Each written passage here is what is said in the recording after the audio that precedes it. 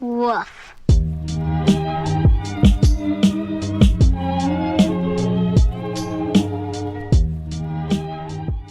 Due in part to the internet, there is a lot of misinformation surrounding both console and PC gaming. In this series, I would like to explore some of the more stupid ideas associated with these platforms, such as fanboyism, PC elitism, and console peasantry, in the hopes of teaching more people the truth. So let's begin. First off is this guy called Retro Glacius, whose channel will be in the description below, so make sure to give him some support, but don't give him hate.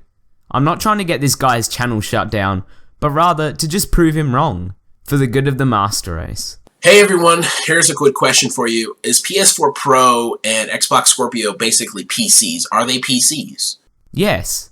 Consoles, now more than ever, are becoming more and more like PCs with each generation, or I guess half generation that passes by. Scorpio. And that's a good thing.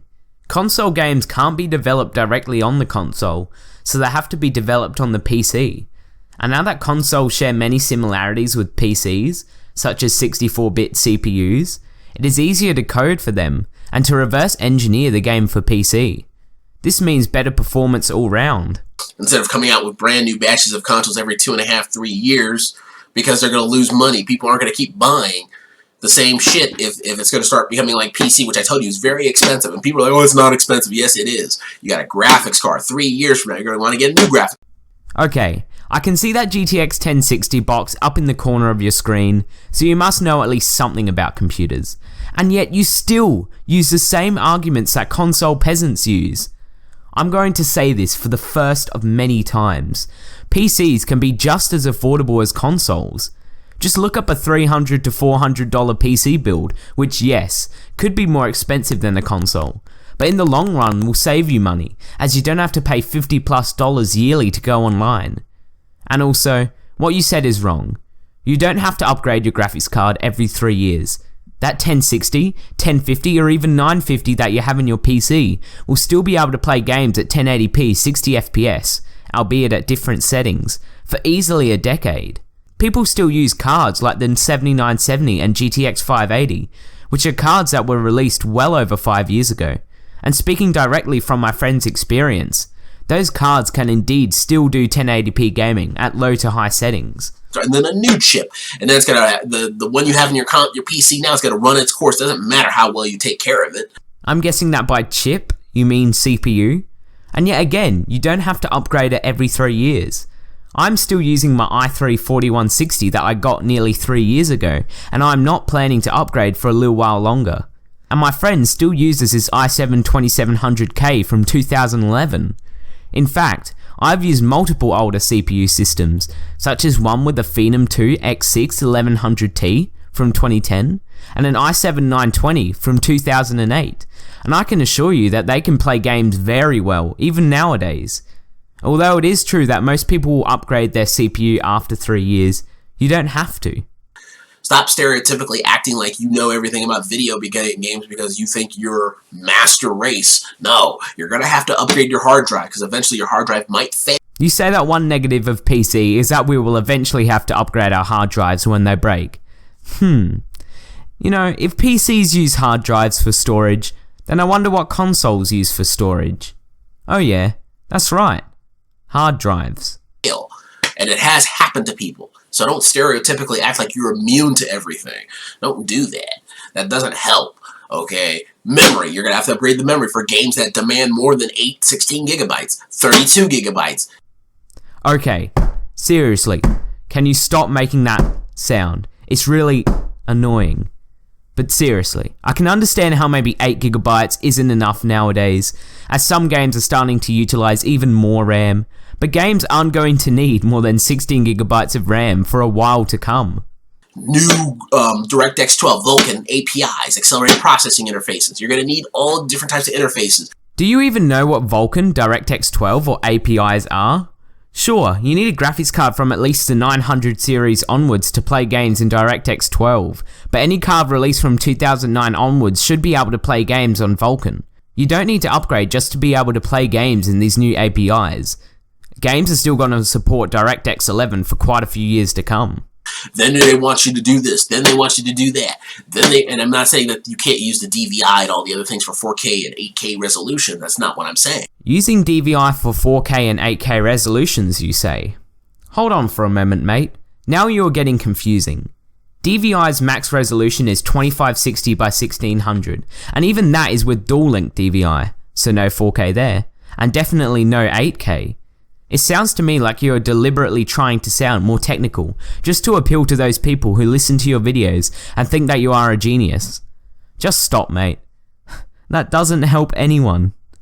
Yeah, you guys think, oh, parents would know, because now we live in an economy that's going to collapse and stuff. Oh, it doesn't matter. Yes, it does. Because most of the time when the economy collapses, it has something to do with board games, has something to do with video games, the economic depression. It seems to connect. There seems to be a pattern of behavior that people sociologically and psychologically have not understood. I'm not going to insult the structure of your video, but you have literally gone from how consoles are similar to PCs to the global financial crisis. Try to stay on topic, please, mate. We don't value the people, the gamers themselves, as individuals that can achieve things. It's an illusion. It's a misconception that the Microsoft and Sony and Steam and Valve value the gamer more than they value themselves as creators. Seriously, where has this video gone? I thought that what I was going into was going to be pretty predictable, but I guess that isn't a problem. Okay, so your video title is Consoles versus PCs, here's why. But your description says that this video is actually about how consoles are becoming more like PCs. Now I'm more confused than ever, and I'm barely 3 minutes in. I'm just going to go ahead and skip the part where it discusses creationism and evolution, but seriously, it is there, I'm not joking. Why can't they simply give us a graphics card that can do 20 teraflops? Something, you know what I'm saying? Like, instead of going through Moore's Law and saying it's expensive to do this, why don't you simply do it anyway? Make a graphics card with 20 teraflops of performance? Yeah, sure, I wonder why they haven't done that before. Oh yeah, I know why. Because it can't be done. I mean, dude, there is a reason for why Nvidia makes Quadro cards. For large companies that are rich enough to spend $5,000 on a graphics card just for deep learning. So if it was possible to manufacture a card at the moment with 20 teraflops of performance, wouldn't it already be here? But dude, the reason for why we can't make a card at the moment with 20 teraflops of processing power is just because the 14nm manufacturing process is simply not small enough to allow for that many transistors on such a tiny area like a GPU chip. So why don't we just increase the size of the chip? Because that would nullify the performance gain from adding another 12 trillion transistors. Because now the information would have to travel further along the chip anyway, and so would take longer to process, meaning very small to no performance gains whatsoever. You can't just rush technology growth. That is not how Moore's Law works. It requires patience. Don't make it cost anything, Bear. Well, we're not going to make money, but you make more money because everyone's on par. Now you are saying that a 20 teraflop card should be sold for free? Are you kidding me? And how would it make Nvidia or AMD more money if everyone is on par? Do they get a cutout of game profits? Or the total amount of games sold? How would making a card that costs thousands of dollars per chip and selling it for free make any money for any company? That is simply just bad business. We don't have to do all that crap, and but then they can make parts that last with better metals and materials that last 30 years, so you won't have to keep stereotypically upgrading all the time and wasting all that, tree, bark and cotton to make money. The reason for why people upgrade is rarely because their computer breaks, but because it just loses its edge on performance. Seriously, dude, what you are suggesting will only stagnate the market. You are basically telling companies to make a multi-$1,000 card, sell it for free, and then wait 30 years until everyone's cards break to start innovating again, which would completely destroy Moore's Law. They could stop doing Moore's Law and everything could be 30 or 40 teraflops, and you could run like 95 to 99% of games for like 20 or 30 years, no problem. Okay, I'm done. 40 teraflops of performance now, to end Moore's Law and make all games made for the next 30 years to be able to run smoothly. What is this video? Do you even understand how economics, computers, or society works? Like, we've gotten to that point. We have not gotten to that point, for crying out loud, mate. Once a machine can do it all by itself, and we don't need humans like us to intervene, and we won't have jobs. The only jobs that we'll have is being gamers. This is so hilarious now. Sure, let's make super AIs that can do all the work for us humans while we sit around, grow fat, and just game. Okay then, where does everyone get their money from now? A super doll fund? And I think that's the future of our civilization. I think that's the future of our society, that we will become gamers. I'm just speechless right now. How can you sit there and say that not only will a few people get jobs as gamers, which is what is happening now, but soon everyone will get jobs as gamers in the world? Let's stop and imagine this world for a few seconds. Instead of going to school, getting a job, or getting into a relationship, it's just esports, day in, day out. A section for Call of Duty, a section for CSGO, and a section for Minecraft PvP, because that is actually a thing now. Did you even think about what you were saying?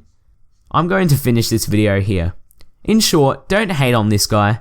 He seems like a cool bloke and all. It's just that he has some very stupid ideas for not only what the PC platform is, but what society is going to devolve into. But really, that is why I want to make this series. I know that Bullet Barry has a similar series on his channel, but there is no way that he can stop this problem of misinformation all on his own. We need to work together to solve this problem, and not just for the good of gaming. Many problems in today's society are linked to the same or similar issues as the battle for gaming, and the only way to fix these issues is by working together. So I hope that you enjoyed this video. Make sure to check out Retro Glacius' channel in the description below, and I'll see you all in the next video. Take care and have a good one.